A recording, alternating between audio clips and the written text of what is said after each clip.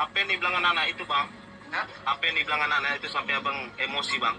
Orang itu tiga-tiganya ngintip dari bawah jemuran sambil manggil aku Kudis, Kudis katanya. Kira-kira keluhan orang tuanya nggak gitu dari abang? Selama ini pak, sering-sering lah orang itu anaknya manggil aku kadang orang gila. Awas ada orang gila di depan rumah. Tanya tapi orang tuanya bukannya menegur anaknya. Guys,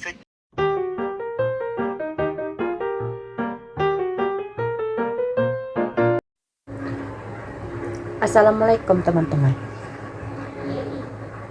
Ini kasus ini sebenarnya mau ku ceritakan udah lama itu. Awal-awal Desember ya kan. Gak awal kali lah, udah mulai menuju pertengahan. Ceritanya waktu itu ya kan. Aku kan lagi di tempat kerja. Nah, lagi tempat kerja sambil makan ya kan. Aku sambil inilah nengok Facebook ya kan. Terus ada salah satu akun di postingnya lah, dia buat video di postingnya. Ya ampun teman-teman, tengoklah katanya, inilah tempat kejadian 3 anak pakai senjata tajam ya kan. Terus ditunjukkannya lah tanah tempat 3 anak yang sempat disakiti itu kan, di mana tempat 3 anak ini terkapar. Nah, itu memang berceceran darah. Apa terus si pemilik akun ini juga bilang sampai salah satu korban, mohon maafnya, yang usnya keluar tadi ya, terburai katanya. Aku langsung gini, hah? Apa ya? Aku pikir gitu ya kan. Kok ngeri kali ya kan, karena memang ku tengok waktu dia nunjukkan di videokannya lah tempat-tempat di mana berceceran tuh si cairan merah itu ya. Memang banyak, memang ngeri lah. Aku sampai ini benar apa ini bohongan, karena tahulah kelennya kan zaman sekarang ini kan nggak bisa lah kita makan mentah-mentah itu informasi itu, mau dari Facebook, nah YouTube, nah atau dari mana-mana ya kan. Mesti kita saring-saring dulu ya kan, cari dulu berita mana yang ceritanya itu betul atau tidak ya kan. Jangan mentang-mentang nampak kita langsung telan bulat-bulat ya kan. Orang kan sekarang suka kayak gitu ya kan, suka nyari sensasi ya kan, melalui berita-berita hoax biar menarik perhatian untuk menambah views lah gitu. Jadi rupanya siangnya aku di tempat kerja, malamnya aku dapat terus aku tengok notifikasi yang udah masuk dari channel-channel yang aku subscribe ya kan. Itulah salah satunya dari Bang Bagus Prakasa. Itulah aku tontonlah video dia. Rupanya waktu dia bercerita aku gini loh, terus ditunjukkannya lokasinya tuh loh. Cuma di tempat Bang Bagus itu kan di blur, yang kalau ada ceceran dan cairan merahnya tuh udah di blur lah sama si Bang Bagus ini kan. Kalau di Facebook tuh kan memang frontal lah, terang-terangan lah ditunjukkannya tuh, nggak ada di blur atau sensor, nggak ada ya kan. Tapi cuma gini aku tanda loh, ini kok mirip-mirip yang kayak di Facebook ya lokasinya. Cuman karena di blur apa enggak begitu ya kan. Rupanya aku tonton lah videonya tuh. Rupanya betul sesuai dengan yang dibilang salah satu akun di Facebook itu ya kan. Salah satunya itulah yang katanya usnya terburai ya kan. Salah satu anak terburai itunya. Jadi rupanya kejadiannya tuh itulah terjadi di daerah Deli Serdang, Sumatera Utara. Daerah kami lah itu kan. Daerah Percut Saituan ya kan. Orang ini tinggal lah di Jalan Masjid Gang Dahlia nomor 7 ya kan. Jadi nama bapaknya Rinaldi Simarmata. Umur si ayah ini 29 tahun. Terus kerjanya sebagai supir taksi online. Dan si ibu alias si istrinya kan namanya agak susah, sampai ku catat namanya, aku takut salah ini. Ibu Hertawa Lawolo. Kok dari namanya sih kayaknya orang Nias ya kan. Lebih tua istrinya lah 2 tahun, umur 31 tahun. Dan ibu kakak Hertawa ini maksudnya istrinya nih kerjanya sebagai perawat di rumah sakit Murni Teguh ya kan. Ya kehidupan mereka sebenarnya normal, harmonis lah kalau dibilang orangnya kan. Punya lah 4 anak. Yang Yang paling tua namanya Azrael 10 tahun. Yang nomor 2 Nathan umur 7 tahun. Yang ketiga Owen umur 4 tahun. Dan yang paling kecil ini namanya Darren 1,5 tahun. Nah, jadi waktu kejadiannya tanggal 9 Desember 2024. Baru kan, belum ada sebulan. Udah mendekati sebulan ya kan. Jadi ceritanya pagi tuh si bapaknya, aduh nyamuk, ntar ya, si Bang Rinaldi ini mengantarkanlah istrinya si Kak Hertawa ini dan si adik Azrael, anaknya bernama Azrael ini pergi bekerja dan sekolah. Udah sebelum pergi mengantar ini si Bang Rinaldi ini sempat pesan lah sama anaknya nomor 2 si Nathan ini. Dibilangkannya, jagalah adik-adik kau, jangan main-main keluar rumah. Pesan si Bang Rinaldi ini. Yalah kata si anak ini ya kan. Nah, terus ya biasalah ya kan anak-anak ya kan. Ya udahlah di rumah. Terus saat kejadian itu si Nathan, si Owen sama si Darren duduk lah di teras rumah. Nah, di saat itulah nampaklah dua anak ini ya kan. Masuklah si pelaku ini. Pelaku ini namanya siapa namanya ya tadi? Rudy Sihaloho.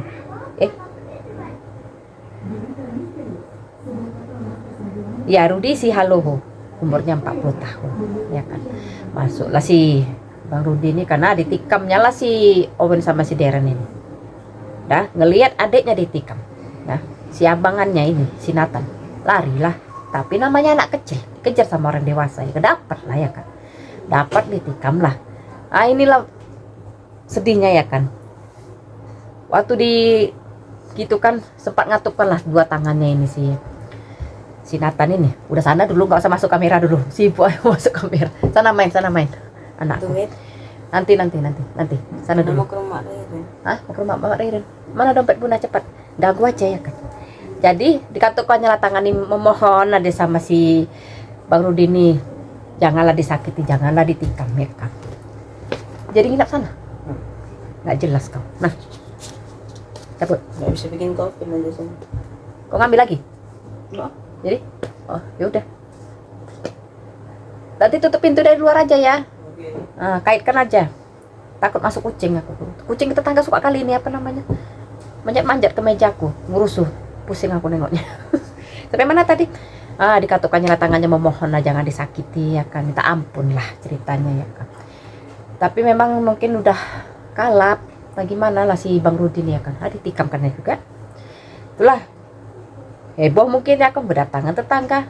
Melarikan diri lah si Bang Rudy ini. Tapi melarikan diri dia ke kantor polisi. Dengan kata lain menyerahkan diri lah dia. Ya mungkin untuk menghindari amukan massa juga bisa jadi ya kan. Ya Allah, sedih aku. Membayangkan anak kecil umur 7 tahun mengatuk, minta ampun. Aduh, ya Allah. Gak bisa aku bayangkan betul.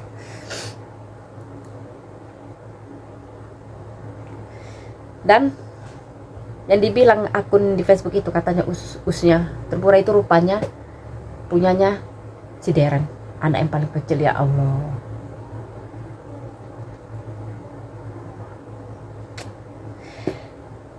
Inilah nggak ngerti ya. Waktu ditanya sama pihak kepolisian si Bang Rudy ini, kau menyesal? Tidak katanya. Udah 3 anak kau apain? Kau tikam? Nah, nggak merasa menyesal kok? Nggak Pak. Jadi ya aku rasakan sekarang puas kata dia. Jadi ditanya lah sama pihak kepolisian, kenapa pula? Ya kan kau merasa puas terus sama sekali kau tidak merasa menyesal tuh kenapa? Kan pasti ada sebabnya ya kan. Itulah kata si Bang Rudy ini, katanya dia kan menurut pengakuan warga sekitar, katanya Bang Rudy ini ada keterbelakangan mentalnya ya kan. Terus aku nggak tahu tak ada apa di badan dia. Kata si Bang Rudy ini dia sering diejek kudis-kudis sama anak-anak ini. Terus menurut si Bang Rudy ini itu pasti ajaran orang tuanya gitu loh, diajak kudis-kudis gitu. Tapi sebelumnya katanya memang sempat ribut juga orang di perihal sampah. Katanya anak-anak nih buang sampah ke tempat dia, karena kan orang ini kan masih bertetangga ya kan. lupa. Tapi menurut pengakuan menurut Bang Rinaldi, bapaknya anak-anak ini, katanya enggak, itu masih wilayah tanah mereka. Nah itu aku nggak tahu lah mana yang betul ya kan, masih inilah, masih diselidiki lah itu. Dan gara-gara kejadian ini, kasus ini, Bang Rudi pun terancam 15 tahun penjara. Aku cacat lagi beritanya, belum ada aku dapat lagi beritanya ya kan. Ini di luar kasus ini ya kan. Di luar kasus ini aku mau bilang ya kan. Kadang kayak mana aku bilangnya? Ini aku nggak nyalahkan orang tua anak-anak ini ya kan. Tapi bisa lah kalian lihat juga kan fenomena di luar sana itu. Kalau ada orang dengan sedikit aja keanehan, entah itu keterbelakangan mental, entah memang dia benar-benar mengalami gangguan jiwa, bisa kalian tengok kan. Kadang-kadang orang tua juga yang kurang ajar, orang dewasa nih yang kurang ajar. Aku udah pernah buat videonya sebelumnya kan tentang ODGJ. Ini aku ngomong di luar kasus ini ya, jangan kalian bilang aku nyalahkan orang tuanya ya kan, karena ini belum pasti, belum tahu entah mana yang betul ya kan. Si Bang Rudinya ngomong A, si Bang Rinaldinya ngomong B, jadi nggak tahu aku mana benar, mana betul cakap orang ini kan. Tapi ini kita sering-sering aja lah pengalaman hidup, karena yang ku tengok ya kan. Kadang-kadang yang tua-tua ini, yang orang dewasa ini yang kurang ajar. Mak cakapnya udah tahu lah, ini orang gila nih, kita kasar aja ngomong orang gila lah, orang gila. Ah kok ganggu? Kok ejek-ejek? Apa nggak niru anak-anak kayak gitu? Sedikit banyak pasti niru. Nanti nih maaf cakapnya, buat kalian-kalian yang punya anak kecil, jangan lakukan itu. Kadang lucunya, udahlah kadang-kadang orang tua yang mengulah ya kan. Orang tua yang ngecek-ngecek nanti diikuti anak-anaknya. Nanti begitu anak-anaknya disakiti sama orang yang mereka ganggu ini, yang ODGJ ini, nggak terima orang tuanya, marah sama si ODGJ ini. Malah kadang-kadang ODGJ ini digebukin warga gara-gara menyakiti anak-anak. Padahal yang garai duluan siapa awalnya? Makanya aku sering kuajari anakku, si Yuanda itu. Nanti sama si Arfi juga mau kuajari. Duluan aku pun sempat juga heran gitu kan nengok ada ODGJ, entah maaf cakapnya. Salah satu ada ODGJ lah dekat rumahku. Memang bukan apa cewek ya gitu, kadang tampilannya tuh aneh-aneh lah. Terus kadang-kadang suka nyanyi sendiri, joget-joget sendiri. Jadi kan anakku nanya lah waktu dia, si Wanda waktu itu masih kecil lah, tapi udah mulai ngerti lah kan. Waktu itu SD itu, Bun, itu kenapa itu ibu-ibu itu kok nari-nari, kok lucu kali dia nari, apa nggak malu ditengok orang, gitulah pertanyaan dia. Nah, aku bukan merasa diri aku paling benar, nggak, aku ajari apa dia, jangan ganggu ibu itu ya, ibu itu lagi sakit, begitu kan aja anak aku.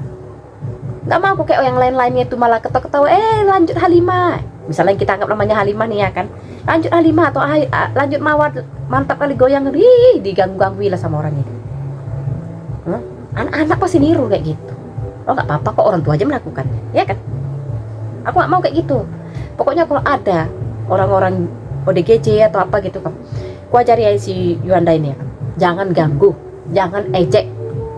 Itu orang dalam keadaan sakit, jangan ganggu.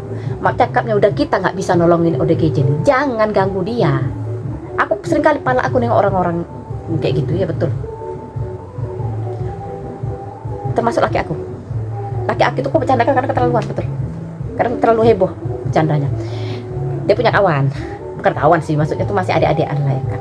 Kita sebut aja namanya Doni lah ya. Nah si Doni ini ya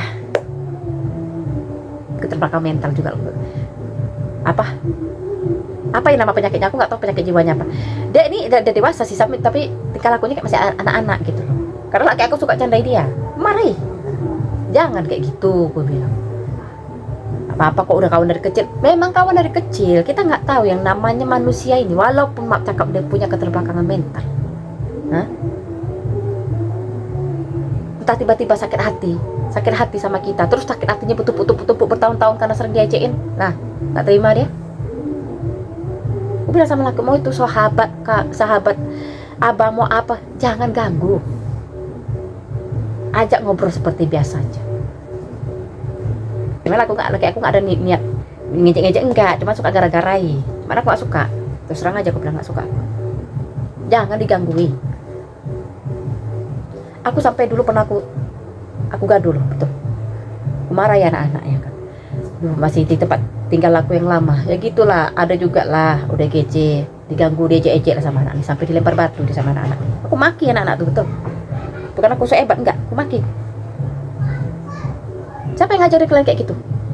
Tapi namanya anak-anak, diam aja lah, marahin. Abang ini lagi sakit, jangan kalian ganggui. Nanti kalau dia ngamuk, lempar kalian balik pakai batu, mau? Gituin aja lah. Karena aku yakin tuh anak-anak tuh gitu karena orang tuanya, karena melihat kelakuan orang-orang sekitar dia yang dewasa-dewasa ini, dewasa kurang ajar ini, ditengoknya, gak apa-apa kok diganggu, orang tuh melakukan kok, aman kok, gitu sekarang. Agak emosi aku. Kok udah ngomongin ODGJ, aku agak emosi bener. Aku memang pernah bilang kan, aku takut ODGJ.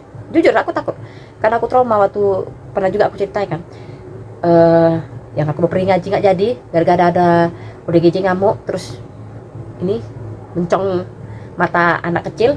Aku jujur aku takut. Kalau ketemu bagus aku ngindar, cari aku jalan lain. Tapi setidaknya aku tidak mengejek. Nggak mau aku lakukan itu. Karena aku tahu mereka sakit.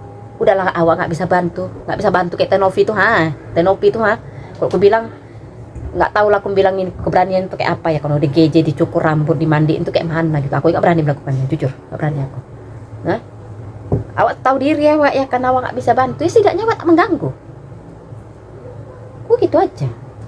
Cuma itulah, inilah mau aku bilangkan nih ya, buat kalian nih ya, yang tua-tua bangka nih ya, yang dewasa-dewasa nih, stop lah. Stop jadikan ODGJ itu sebagai bahan lelucon kalian. Jangan kasih contoh ke anak-anak untuk menormalisasi candaan kalian terhadap ODGJ. Nanti kejadian anak kalian diapain, nanti kalian nggak terima, kalian apakan si ODGJ ini. Padahal kalian yang ngajari. Kalau ada anak-anak, kalian tertangkap anak-anak, lakukan seperti yang kulakukan. Jangan ganggu. Ibu atau bapak itu lagi sakit. ODGJ, kalian tahu, kalian bilang gila. Lah kalian ganggu, apa kalian nggak lebih gila dari ODGJ? Coba aku tanya. Kok pandangan aku kalian lebih gila dari ODGJ itu, betul? Tahu ODGJ kalian ganggu. Bodoh kali kalian. Jangan sampai kejadian sama anak kalian ya, kalian marah-marahkan pula si ODGJ ini. Yang faktanya lagi, kalian pukul ya ODGJ ini. Itulah kalian nggak sadar kesalahan kalian, nggak sadar kesalahan yang udah kalian buat sendiri. Kalian berpikir. Gara-gara apa anak kalian digituin sama ODGJ itu? Kalau nggak dari kalian juga yang ngajari. Ya kadang-kadang orang tua nggak ngajari, kadang-kadang orang sekitarnya ini juga yang kurang ajar. Nah dari situ juga bisa jadi anak contoh ya kan. Kayak kasus si yang tadi ku bilang itu, bisa jadi mungkin Bang Renald ini nggak pernah ngajari kayak gitu sama anaknya. Mungkin bisa jadi dari lingkungan sekitar, warga sekitar yang ngejek-ngejek siapa ini, Bang Rudi ya, Bang Rudi ngekor lah anak-anak ini. Karena Bang Rudi juga nggak bisa pastikan, itu kan menurut dugaan Bang Rudi ini, kalau anak-anak tuh kayak gitu mungkin karena ajaran orang tuanya. Itu ada video nanti ku selipkan lah ya. Katanya ya mungkin dari orang tuanya lah, gitulah cakap dia. Tapi dia bilang kan nggak memastikan. Makanya aku bilang bisa jadi bukan dari Bang Renaldinya, tapi warga sekitarnya juga yang kurang ajar, bisa jadi. Inilah jadi pembelajaran ya buat kita ya, terutama kalian yang tua-tua ini ya kan, yang udah dewasa nih, yang bisa berpikir. Kalau kalian mengaku waras, jangan melakukan hal-hal yang lebih gila dari ODGJ ya. Udah tahu ODGJ kalian ganggu, nanti kok kalian dibilang gila nggak terima. Nyatanya kalian lebih gila dari ODGJ. Nah kayak mana itu? Udah lah ya, jadikan aja lah pembelajaran. Stop lah kalian. Aku minta sama kalian, walaupun mungkin video aku ini nggak laku, nggak apa-apa. Atau ada beberapa orang yang nonton video aku nih pernah melakukan hal ini, stop ya. Nggak bisa kalian bantu ODGJ, jangan ganggu ODGJ. Udah, gitu aja. Udah ya, assalamualaikum.